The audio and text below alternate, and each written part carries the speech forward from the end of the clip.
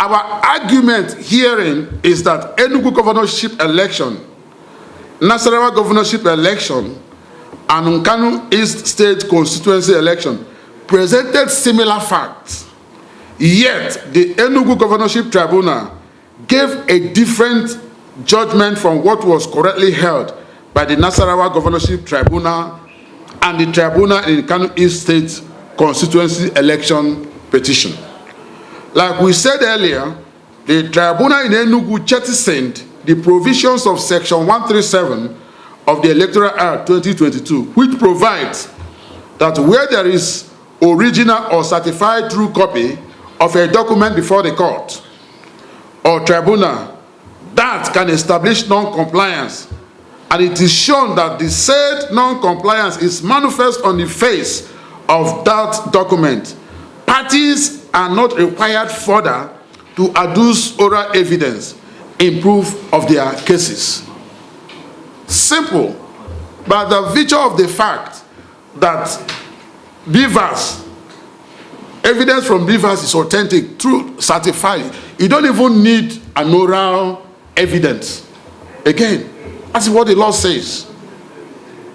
The tribunal in Enugu insisted on calling of oral witness in support of tender documentary evidence, in spite of the clear provisions of Section 137 of the Electoral Act.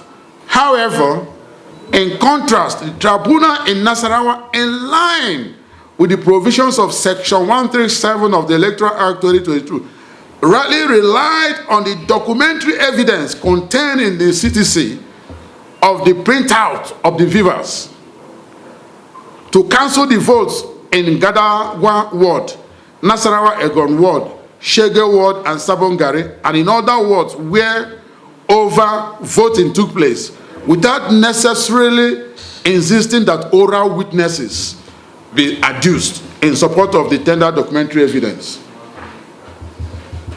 The documentary evidence supersedes, overrides the oral evidence. That was what led to the judgment in Nasarawa. That was what led to the judgment in Enugu East State constituency. But coming to the governorship election, they refused to accept the CTC of the beavers, rather accepting the oral evidence against the Section 137 of the Electoral Act of 2022.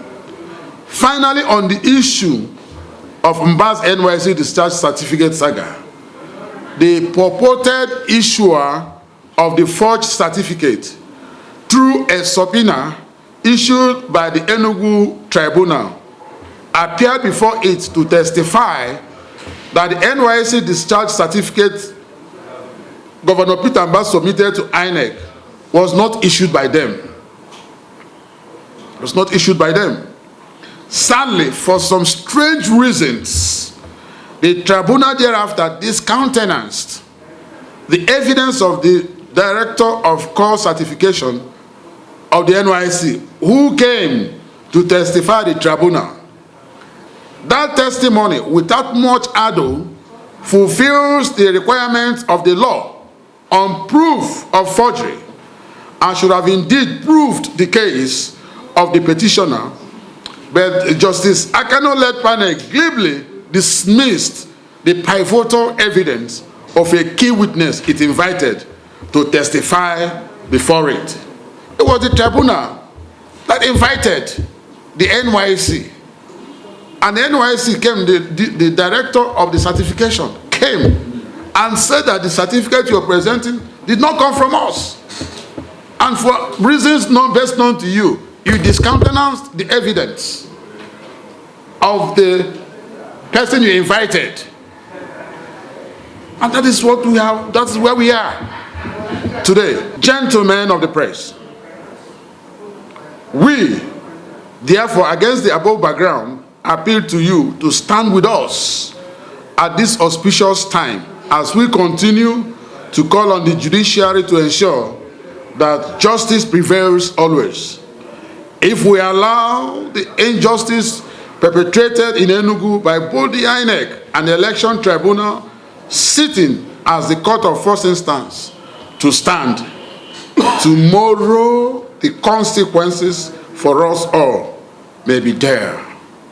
Thank you, even as we continue to count on the usual partnership of the media in the defense of our democracy, the freedom of our people, and an enthronement of justice in our nation. Thank you so much one more time.